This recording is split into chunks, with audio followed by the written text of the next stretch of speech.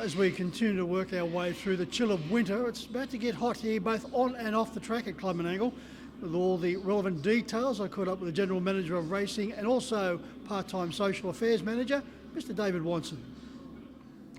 Well, Dave, great to catch up with you. As I mentioned, it's starting to get through those winter months, but it's Christmas in July here at Club and Angle. And the first week last Saturday got off to a flying start. Yeah, really good crowd, good atmosphere there. There was a couple of good functions. We had the Kids of Macarthur function here, and we had a 21st that was belting out the beats down in one of the marquees. It was a good atmosphere, and there's another big crowd for Christmas in July this Saturday night. So just complements a nice 8-race program. And as the name suggests, it's going all the way through July, and Santa here will be here each and every Saturday night. Yeah, I've already put my request in, so I'm sure you have, Mick. So it's nice to get in early. I've been a good boy this year. There's still 6 months to go, so I could disappoint there, but no, it is a nice night to be here. The Christmas in July and the atmosphere, people in a really good mood, food's good, so yeah, I encourage, if there's still a few seats left for the last one in July, please get on the website and book. And the racing's good, David. Unlike winters of past, the fields are stacking up very well. Has that got anything to do with the change of seasons? Look, it could have a little bit. Look, the numbers in the 2 and 3 year olds are probably down this time. Everyone seems to have a rest. They get them going early in the year, and then they get them going later in the year with all the feature races. But yeah, the fields have been really good. What I've noticed is probably a few of the trainers that go up for 6 to 8 weeks in Queensland, they've stayed here a little bit longer. They're only doing hit and run missions. Those have been like Brad Hewitt, Jared Ouch, and they've left a lot of their good horses here till the last moment, where they might go up for a bit further, but it's so hard to win up there at the moment. There's some really good horses, and it's a great carnival, but the fields have been really strong here lately. David, next Tuesday here at Club and Angle, the West Tigers will be here in force with a special coaching clinic.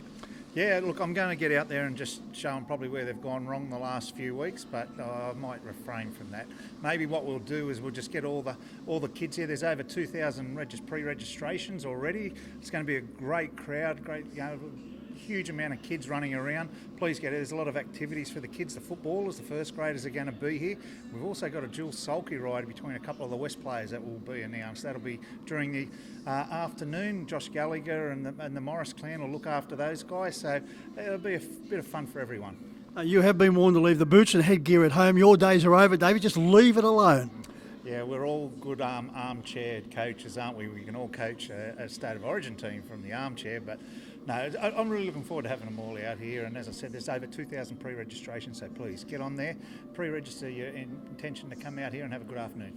And we must stress it's for boys and girls, so it's not limited to any one form, but everyone's welcome and everyone can participate with the West Tigers. Oh yeah, absolutely. Like the ladies team, the NRLW team will be out here as well.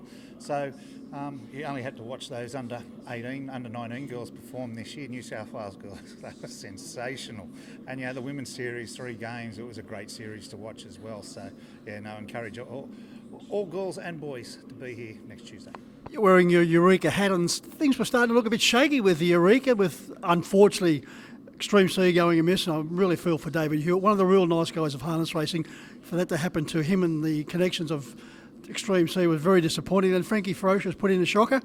Cam Hart assures me it'll be back to business with Frankie this week. Yeah, amazing what they say. A day can be a long time. I think it was in the matter of 3 days we've had the news on Extreme C, and then the equal favourite Frankie Ferocious. Pretty disappointing last Saturday, but there are excuses, and you've just mentioned Cameron Hart and Jason Grimson said they'll be resolved.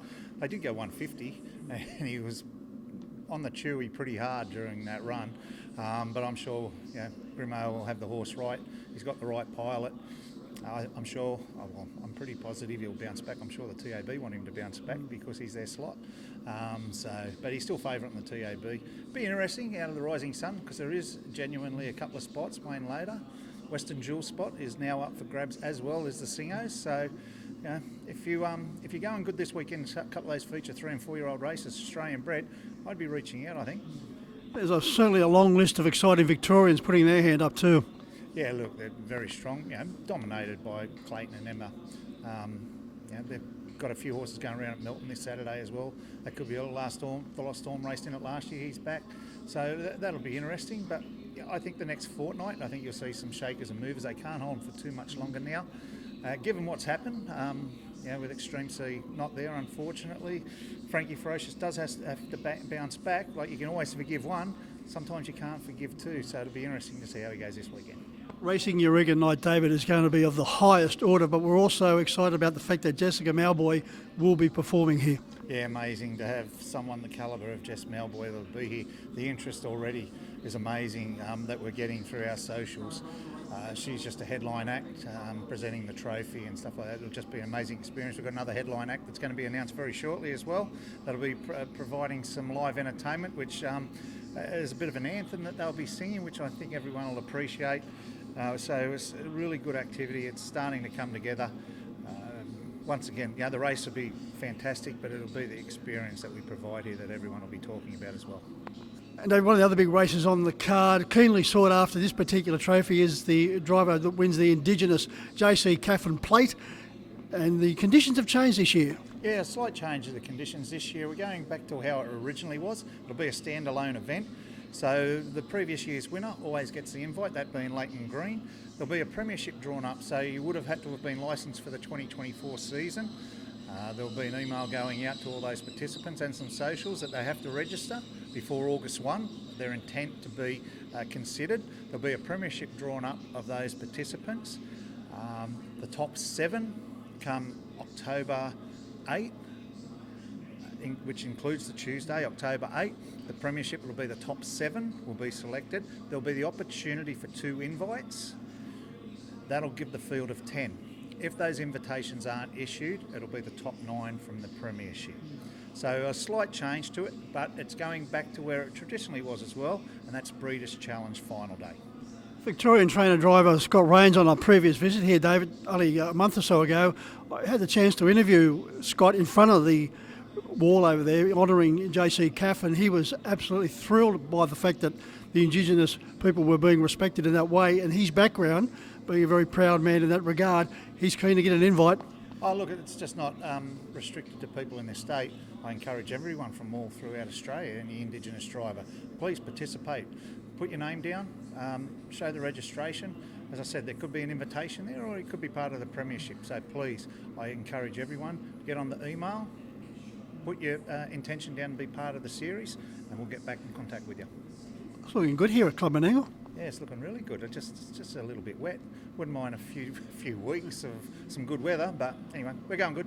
But the racing's good, that's all that matters. It's always good here, Mick.